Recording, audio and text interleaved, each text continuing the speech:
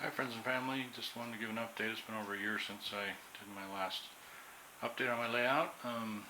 Start out with the control board here. This is my DC control center. We have a line 1 and a line 2. Line 1 is blue, line 2 is red, and then got some glare off the light, sorry. Then we have the internal switches that control the power distribution to each part of my layout. And I can control the power to the track, and then also we have powered switches, so I throw the one switch here that allows me to change the train from one track to the other, and I don't know how much the lights are going to show up. Oh, they're not going to show up at all. I don't know. Let's turn lights on. There we go. We got lights on. Anyway, so obviously green is the line that the switches are lined up to, and red are opposite. Obviously, it's not lined up. And the lights indicate the switches have been thrown, but they're not sending me back the actual confirmation of where the points are located at, if they are in line or not. It's just the pulse of the power that goes into the switch that turns the lights to red or green. So that's a bit of a thing I have to watch. But then just the basic old throttle pack. Left side is my main line 1, and the right side is main line 2. But saying all that, I can switch everything to mainline 1 or mainline 2 and run one train wherever I'd like to throughout the layout. So that's been fun. I've been able to sit here, and it's a lot cleaner. And then make a flyover here. I'll try not to make you sick in my travelings, because I know when you watch videos they can make you really sick. Anyway, so this part of the set has been here before. You've seen it. The Medusa Cement Company in the front has been here for quite a while, so that structure was intact, and just added more structures. The tower, the silos in the back is a scratch build. They are just PVC pipe that's been glued together. They're 2 wide, or 2 deep rather, and I think they're 8 wide, and you had to scratch up the PVC to get the paint to adhere, so there's a coat of primer on them, and then my finish coat, and they turned out okay. All the paint stuck to them, so that's good. The building to the left, it's just wood, and then I've taped off windows, and had some extra parts laying around for the components on the top. I got some corrugated plastic sheeting, look like metal roofing, and then we've got the filling station for our cement trucks. And this has actually come off of the Waters Coaling fill station. And I liked the plant and the station, and so I bought the whole thing. But the filling station that you see here with the cement company didn't work in the coal company, so it got retrofitted to be to use for cement. And it turned out good. I like it. It's probably not exactly what you'd see if you were to go fill a cement truck, but it works for me. So I'm good with that. And then we'll do a flyover here. Another building that we just put in. The blue building here, it's a scratch build. Windows, doors, and all the other components I bought individually and in different kits. And then just did the plastic corrugated steel look again, and put it together, painted it, glued it all up, and it turned out nice. Yeah, so a little bright blue at first, but I've gotten used to it. It actually looks nice up here. It gives some color up in this corner. And this old guy's house here, we redid it a little bit, so it's a little different layout. Got some lights up there, and he's got a cat up there doing some grading, so that's a little different, but the hill's always been there. It's been part of my original set, so just changing and adding. And then we'll come fly over this way, try not to go too fast. And this part of the set is the middle section that I added in when we moved into this home, that's allowed me to have the 2 pieces put together and functioning. And in the other video you'll see that the roads were in place, and so you'll be able to compare from the last video to this video on where the roads are at, and added some roads obviously. Put some buildings in the back, shopping center area, a downtown type of deal, a little walking area around the river, and some grass. I've got to get some park benches and some people in it still, doggies and frisbees and whatnot. Anyway, put lights in the building, got red flashers on top for the airplanes to see, and just some other cars and trucks and different things that are in the area. Put a fire station in, and then a police station in. And so we got the local area there, where they're local buildings. I believe the little blue house was in the last video, but I'm not totally sure. And so, but anyway, so he's got some cows, and then His back fence neighbor's got some horses, and we did some landscaping on the house. I tried some different techniques that I've never tried before. So he's got some rock out there in his yard and trees, and then next door neighbor here, I tried to make a swimming pool. So I don't know if it really looks like a swimming pool or not, but that was my attempt. And the other house there has been there from the very beginning, and you can still see the curvature in the grass because I haven't matched it up just right. So that's where the old set used to end. And my one son wanted a trampoline, so that's my attempt at a trampoline. It's a little too tall, but anyway, it works. So then, because we added more section on the middle section, I could add on to my granary storage area. And I don't remember if these two buildings were in the last video or not. A couple of buildings there, just businesses.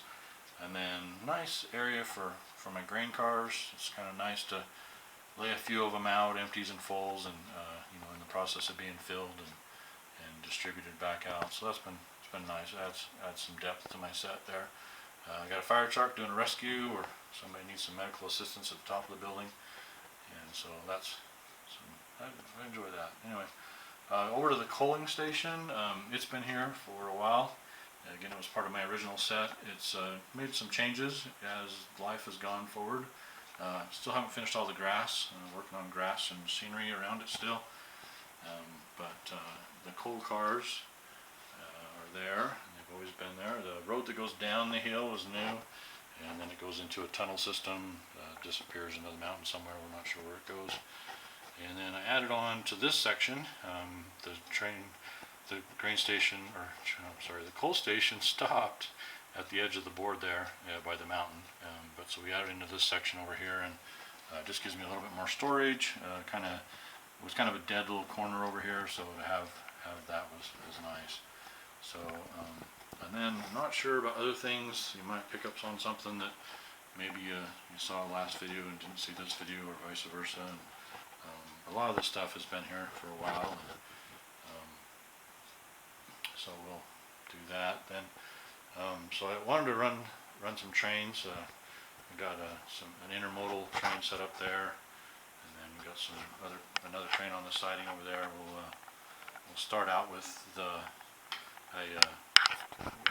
Ocado just came out with a new passenger train, excursion train, and really liked it. Really liked the look of it, so I bought it, and I bought it with the steamer, and I had just fits with the steamer. It would not function for me at all. I just four corners, and it just kept coming off the rails, and I couldn't get it to stay, and I didn't really want to rebuild the whole set just for one locomotive.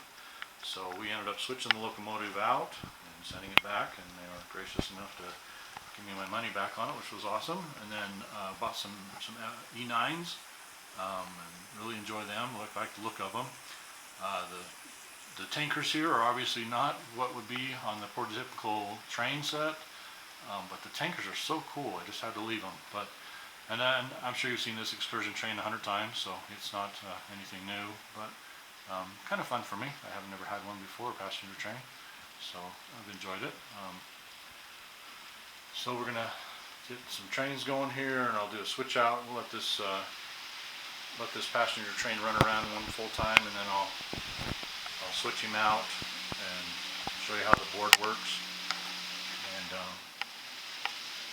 anyway, we'll run some trains for a while here.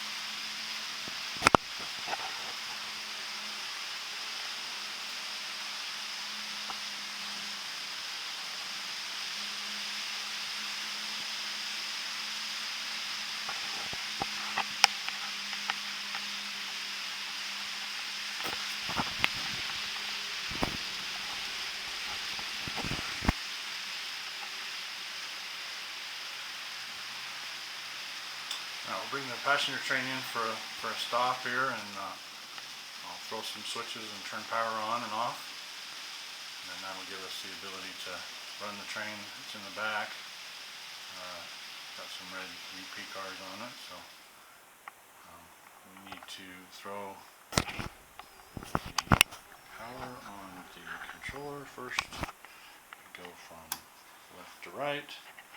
Now that glare is terrible. We throw our switch, that is our switches, and then we have power off for the passenger train, and then we're going to put power on to the train that's in the back there. That is our red train.